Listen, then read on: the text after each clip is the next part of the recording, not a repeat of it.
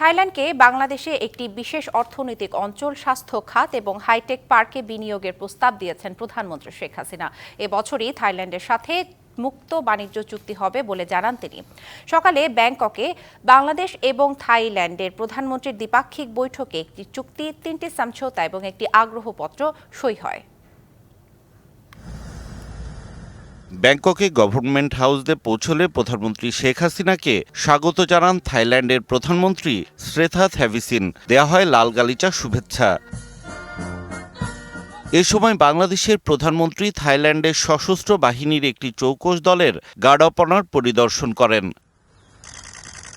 পরে প্রধানমন্ত্রী শেখ হাসিনা ও থাইল্যান্ডের প্রধানমন্ত্রী শ্রেথা থ্যাভিসিনের মধ্যে দ্বিপাক্ষিক বৈঠক অনুষ্ঠিত হয়। বৈঠকে একটি চুক্তি, 3টি সমঝোতা স্মারক ও একটি আগ্রহপত্র সই করেন দুই দেশের প্রধানমন্ত্রী।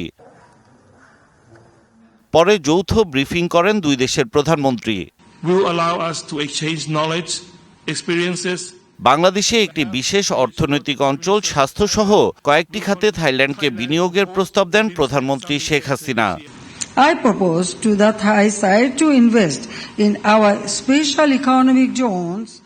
আমি বাংলাদেশের একটি বিশেষ অর্থনৈতিক অঞ্চল এবং হাইটেক পার্কে বিনিয়োগের জন্য থাইল্যান্ডের প্রধানমন্ত্রীকে আহ্বান জানাচ্ছি। For Thailand, we both agreed to commence. চলতি বছরে থাইল্যান্ডের সাথে মুক্ত বাণিজ্য চুক্তি হবে বলেও জানান প্রধানমন্ত্রী Sheikh Hasina. Thank you very much. Himel Mahbub, desk report.